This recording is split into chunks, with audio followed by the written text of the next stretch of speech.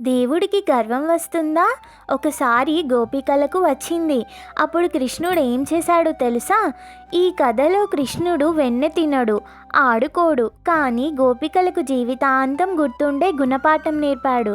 ఒకప్పుడు బృందావనంలో గోపికలు చాలా మంచివాళ్ళు. వాళ్ళు కృష్ణుణ్ణి ఎంతో ప్రేమించేవారు. కానీ కొన్ని రోజులు గడిచే కొద్దీ గోపికలు ఒక మాట అనుకోవడం మొదలుపెట్టారు. అదేంటంటే, మేము ఎంత పవిత్రంగా ఉన్నామో కృష్ణుడి కన్నా మేమే గొప్ప భక్తులం అని. ఆ గర్వాన్ని కృష్ణుడు గమనించాడు, కానీ ఏమీ అనలేదు కన్నయ్య. నవ్వుతూ ఒక చిన్న లీల మొదలుపెట్టాడు. ఒకరోజు బృందావనంలో భారీ ఎండ, వర్షమేమీ లేదు. గోపికలు యమునా నదికి నీళ్లు తేవడానికి వచ్చారు. కృష్ణుడు అక్కడే నిలబడి అంతా చూస్తున్నాడు. కృష్ణుడు గోపికలతో ఏమని అన్నాడు అంటే, గోపికలు, మీరు నిజంగా పూర్తిగా పవిత్రులైతే ఈ నది మీకు దారివ్వాలి అని. గోపికలు ముందుకు వెళ్ళారు, కానీ యమునా నది మాత్రం ఏమాత్రం కదలలేదు. అందరూ ఆశ్చర్యపోయారు.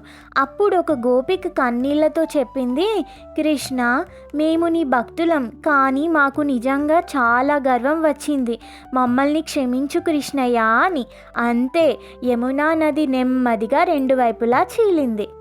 అప్పుడు కృష్ణుడు గోపికలతో ఇలా అన్నాడు, భక్తి ఉన్న వాళ్ళకి గర్వం ఎప్పుడూ కూడా ఉండకూడదు.